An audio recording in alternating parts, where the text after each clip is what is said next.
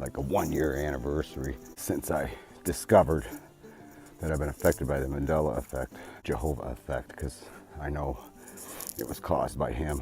Only he has the power to transport a human soul and a human's consciousness across the galaxy.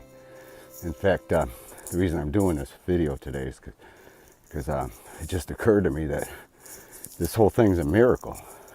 I mean, I never looked at it as a miracle, but what made me think about it is I was thinking all those miracles. I've experienced a miracle myself, along with, hundreds of thousands of others, perhaps millions, and some don't even know it. But it is indeed a miracle what's happened here. That it's been revealed that life as in and of itself is just a miracle. But to find out we have other versions of us throughout the Milky Way galaxy on Earths that are real similar, but different. They each have their own character, personality, flavor, if you will, but unusually similar. But you can notice the differences. I just notice little minute ones all the time in TV shows and movies, where there's editing involved. You're going to see differences. But my own personal life has been identical. Decisions I've made have been identical. And so, again, the point I'm getting at is, this is a miracle that's happening right now. And it's got to really mean something really important. And again, there's no need to fear. He's definitely going to give us all a chance to choose his side. And, so that's why we got to get to the bottom of this. Hopefully we can, find out before, it's not going to be too late for anybody, really. We're all going to have adequate time to make our decision, so there's no need to be afraid. But again, this whole thing is faith-based. It's a miracle. This happened to a lot of us, not just me. I'm not anybody special. This isn't all about me or anything at all whatsoever.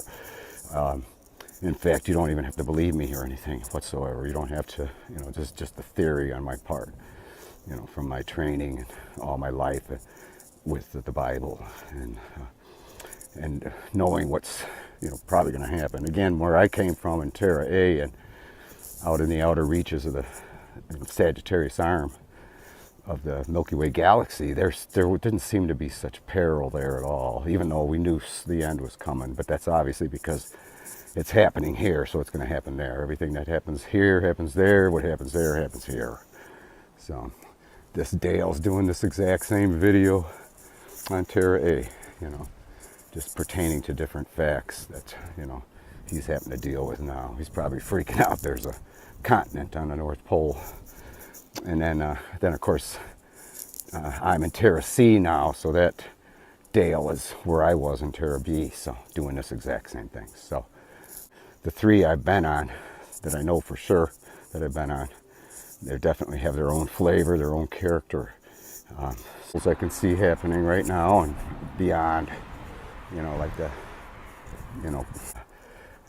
all the parables are all pretty, the wheat and the weeds, and they're all seem to be, he's talking about right now, right now. But that's my take on it, and like I said, it's, I still can't believe I'm even a part of it, but it's like, it just took me a whole year to realize it's even a miracle, and it's, a tremendous, biggest miracle, bigger than the Red Sea parting. It's, that big, and that's why all of us who've experienced it have to keep our faith.